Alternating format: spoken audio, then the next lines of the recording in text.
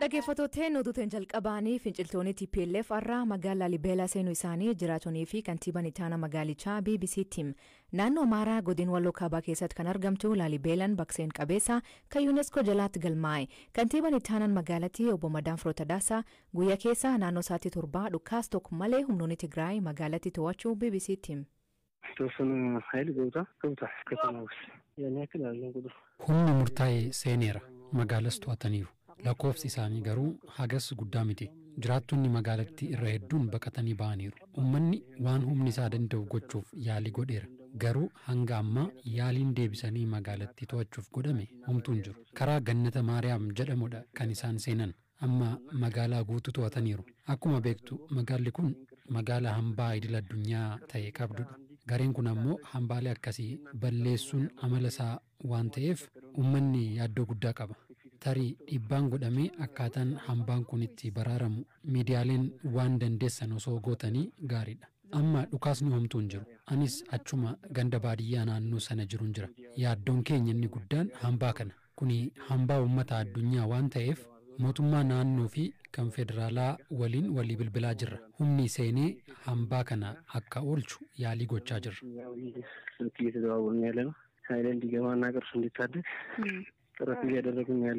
Paartiin badhaadhina naannoo Amaaraa ibsa galgal hambaasin oduu sobaa TPLF tamsaasuun namni dogongoruu hin qabu jedha. Garuu paartichis ta'ee mootummaan federaalaa magaalli Laalibeelaa qabamuuf dhiisuu waan jedhe hin qabu. Laalibeelaan qobboo ta'an sun magaalaa naannoo Amaaraa ifaa humnoota Tigraayin qabamuu mirkanaa'e. Magaalota kibba Tigraay to'annoo humnoota Amaaraa jala turan akka Horamee fi Alamaaxaa erga mootummaan federaalaa dhukaasa dhaabuu labsee humnoota Tigraayin to'ataman.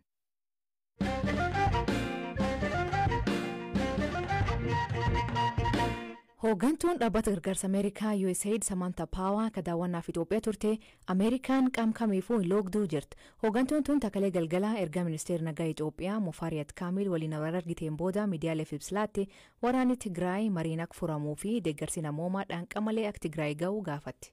I want the Ethiopian people to know that we seek to engage with you. Uummatni Itoophiyaa akka hubatu kan hin barbaadu nuyi isinii fi mootummaa keessan waliin quunnamtiin qabnu qajeeltoowwan lafa kaa'aman irratti hundaa'eeti. Qaama loognuuf qabaannee yookiin ammoo waraana irratti qaama tokko deeggarree miti. Qajeeltoowwan akka walitti bu'iinsa biyya keessaaf furmaatni waraanaa hin jiru.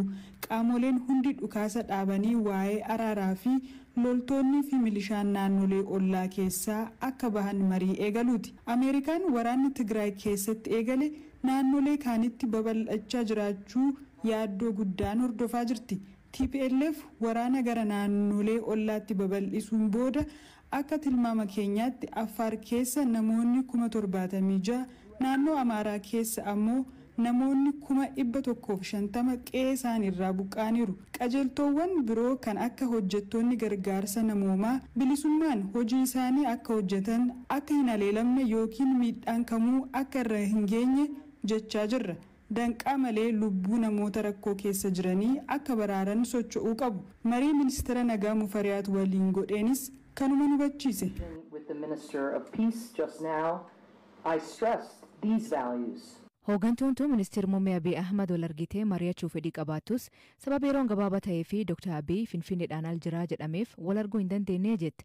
Dubbi himaa ministeera dhimma alaa Itoophiyaa Ambaasaadar Diinaa Muftiin Samantaan Dr. Abiy arguu dhabuun waan erga biigahaan itti himamee miti jedha. ከዛም ሲመጡ ከመምጣታቸው በፊት የተነገራቸው ክቡር ጠቅላይ ሚኒስትሩም ሆነ ክቡር ምክትል ጠቅላይ ሚኒስትሩም አሁን ቢዚ ናቸው። አቺ ወይተ ዱፈን ኦሶ ሂን ዱፊን ድረስ ከንቲ ማሜ ከበጀሙ ሚኒስትር ሙሜስ ተኤ ከበጀሙ ሚኒስትር ሙሜ ታና ሆጂ ብራ ከቀበኒዳ ሃተው መሌ ሆጂ ኬሰኒፍ አንጋ ስሪ ተኤ ኒ አርጊቱ ጀደመኒቲ ከዱፈን ከነ ቤከኒቱ መዱፈኒ ጀቹudha ኢሳን ሆገንቱ USAID ዳ ሆጂ ኢሳን ሆጀተኒፍ ቃምኒ ስሪን ዱቢሱ ቀበን ministeera nagaati. Kanaaf ministeera nagaa waliin wal arganiiru. Guyyuma tokkoof ture ka dhufan dheengadda galgala dhufanii kaleessa oolanii hojii isaanii xumuranii gara biyya isaanii deebi'aniiru. Ibsa kennan irrattis dhimmi isaan dhufaniif inni ijoon dhimma gargaarsa namoomaa ta'uu himaniiru. Dhimma siyaasaa miti kan isaanii. Deeggarsi namoomaa danqaa malee akka wal gahu areetiin hojjetamuu qaba jedhaniiru. Gama mootummaan dhukaasa dhaabuun labsamuun sirriidha. Gareen kaanis kana kabajuu qaba jedhan. Gareen TPLF Affaarii fi Amaaraa irratti haleellaa banuun balaaleffatamuu qaba. Sirrii miti jedhaniiru. Daandii karaa Sudaan bansiisuuf kan jedhamu nutis dhageenye turre. Kana isaan hin dubbanne. Waliin hojjennaadha kan jedhan. Egaa Waashingtanitti wayita deebi'an waan jedhan walumaan ilaalla. Walumaa galatti garuu gaarii ture. ዋሽንግተን የሚናገሩትን አብረን የምንከታተለው ይሆናል። በአጠቃላይ ግን ገንቢ ነበር።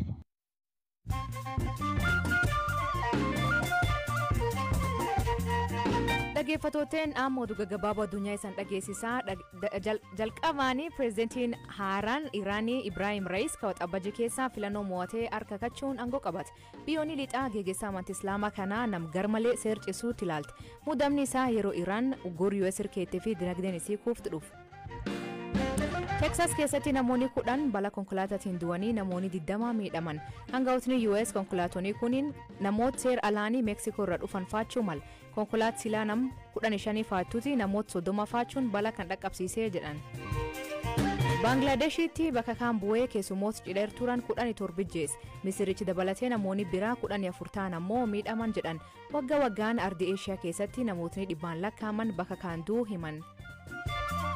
Gamtaan Afrikaa talaalii COVID-19 doozii miliyoon 400 miseensota isiitii qooduu jalqabde. Pireezidantiin Afrikaa kibbaa Siriil Ramaphoosaan biyyootni hedduun har'a eegalee argachuu hima. Afrikaa keessatti biyyoonni akka Naayijeeriyaa, Aljeeriyaa fi Keeniyaan dhukkubichaan guddoo miidhamuu jirti. Keenyatti namoota qurxummii qaban haroo Viktooriyaa keessatti boombii 6 ka sanduuqa keessa jiru argan.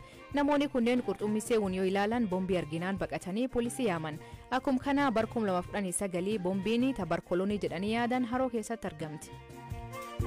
Konkolaatonni deeggarsa namoomaa 150 naannoo Tigraay seenuu himan. Sagantaa nyaata addunyaa konkolaatonni 175 ammaatti naannichaan ba'uu himan. Haa ta'u malee rakkoo jirtuu fi guyyaatti konkolaataa 100 barbaachisaa jedhan.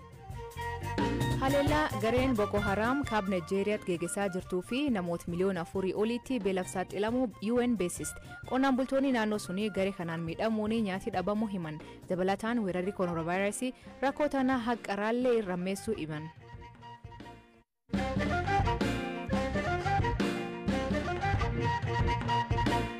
Sudaan deeggarsa hawaasa idil addunyaa waliin mootummaa Itoophiyaa fi TPLF jidduutti araara buusuuf hojii eegaluu akka jirtu gabaafama.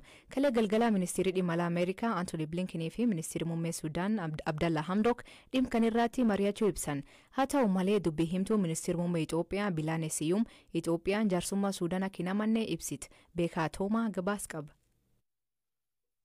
Ministeerri muummee Sudaan Abdallah Hamdok mootummaa Itoophiyaa fi hooggantoota TPLF walitti fiduun karaa nagaa akka mari'atanii fi deeggarsi namoomaa lammiilee nagaa akka qaqqabu gochuuf qaamolee lamaan waliin qunnamtii eegalaniiru jedha gabaasni Sudaan Tribune. Gabaasni kun kabahee ministeerri haajaa alaa Ameerikaa Anthony Blinken waraana Tigraay ilaalchisuun ministeera muummee Sudaan Abdallah Hamdok waliin mari'achuun erga ibsameen booda aangawoonni lamaan waraanni kaaba Itoophiyaatti mudate gara naannolee Amaaraa fi Afaaritti babal'achuusaa akkasumas yaaddoo haala namoomaa naannoo Tigraay keessatti badaa irratti mari'ataniiru. Ibsi ministeerri haajaa alaa Ameerikaa roobii galgala baase akka jedhutti Anthony Blinken fi Abdallah Hamdok qaamoleen lamaan dhukaasa dhaabuu waliigaltee irratti hundaa'e irra akka gahaniif jajjabeessuuf waliigalaniiru. Ministeerri muummee Sudaan Abdallah Hamdok mootummaa Itoophiyaa fi TPLF araarsuuf qaamolee lamaan qofa osoo hin taane hoogganoota IGAD, Eertiraa fi biyyoota lixaa akka Ameerikaa fi Firaans waliin mari'ataniiru jedha gabaasni Sudaan Tribune. Mootummaan Sudaanis ta'ee ministeerri muummee Abdallah Hamdok ifatti wanti jedhan hin jiru. Dhimma kana ka gaafataman dubbii himaan ministeera haajaa alaa Itoophiyaa ambaasaadar Diinaa Muftii dhimmicha akka quba hin qabne dubbatan. Dubbiimtuun waajjira ministeera muummee Itoophiyaa Bilaane Siyyum ibsa gaazexeessitootaaf kennaniin mootummaan Itoophiyaa Sudaan irraa amantaa hin qabu. Kanaafis Sudaan qaama sirrii mariif haala mijeessuu dandeessu miti jedhan. Yeroo kanatti hariiroon Sudaan waliin qabnu xiqqoo rakkisaadha. Sababiin isaas wal amantaan hoogganoota isaanii tokko waliin qabnu badeera. Kuni addatti loltoonni Sudaan daangaa Itoophiyaa cabsanii seenuun wal qabata. Wal amantaan ammoo marii godhamu tokkoof bu'uuradha. Kanaaf Sudaan marii kanaaf haala mijeessuuf akka qaama amanamaa tokkootti fudhatamuun dura wantoonni kunneen sirrachuu qabu.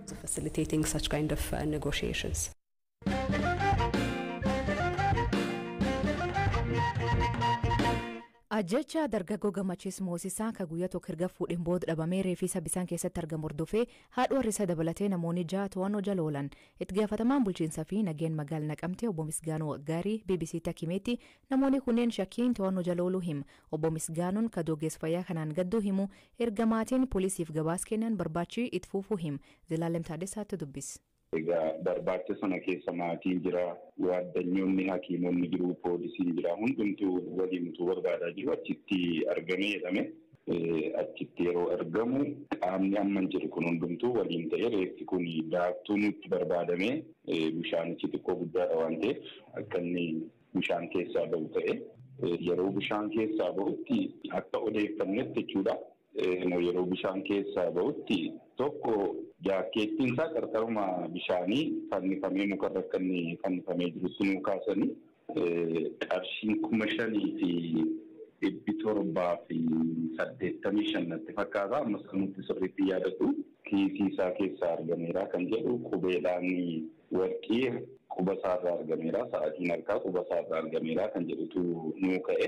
Fiicaan kun miidhaa irra ga'eeraa jennee waan tokko tokkos yeroo gaafannu qaamni isaa akka intarnaalii wanti ilaalame egaa ogeessatu beeka, ogeessa fayyaatu kana ragaa kennuu danda'a.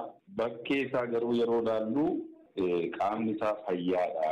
Haa ta'u funyaan isaarra qofaa dhiigatu jira. Funyaaniin dhiigaan irratti iddoo kaan irratti qaamni isaa nagaadha kan jedhu nuu kaasanii waliinis ilaalame poolisiinis ogeessi hakiimota waaddanyoonni isaas maatiinis hundumtuu waliin ilaalanii innaa isa kana egaa kan nuu kenname tarii maatiin akka shakkiitti kan isiniif yookaan poolisiif kaaseeru ni jira.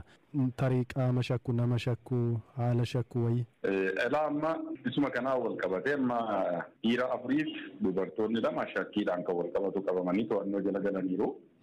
Namoota akkamiidha? Walitti dhufeenya akkamii qabu laata? Tokko haadhumti manaa isheen gadda sargii raawwatte kun mataan isaallee waan tokko beektii eeruu nuu kennuu dandeessii kan jedhuun poolisiin qaamni seeraa shakkii irratti godhateera. Amma to'annoo jala galtee jirti isheenis?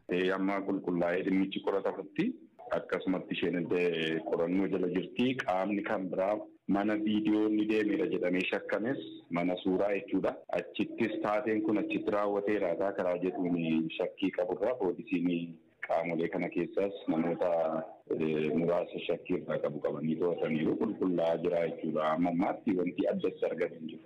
Namni baajaajii manaa bahee jedhamu ni jira. Konkolaachisaan baajaajii sanaa tarii to'annoo jala warra oolan keessa jira. Baajaajii sanaan manaa bahuu mataa argaan baajaajichaa namni qabatee jiru kan silaa beeku isuma qofaadha mitiiree qofaadhee mitiiree. Kanaaf amma namni taargaa akkasii baajaajii akkasiitiin taargaa akkasiitiin deemee kan jedhee eeruu nuu kennees hin jiru. Isa kanaatiif naannoo sanatti wanti adda bahee ammaaf itti deemamee hin jiru. Gara fuulduraatti garuu eeruun isaa yoo argame itti deemuu hin danda'amu jechuudha. Seenaadhuma lixa kanarratti isa tokko biyyaattuu seenaa akkasii har'a gaa'elli raawwatee bulee waan akkasii ta'eera kan jedhu isa jalqabaati baruma hojii hojjennu kana keessattis kanaaf baay'ee gaddineerra gadda guddaadha kan itti dhaga'ame rifaatuu guddaadha kan itti dhaga'ame. Ayyee tole ulfaadha obbo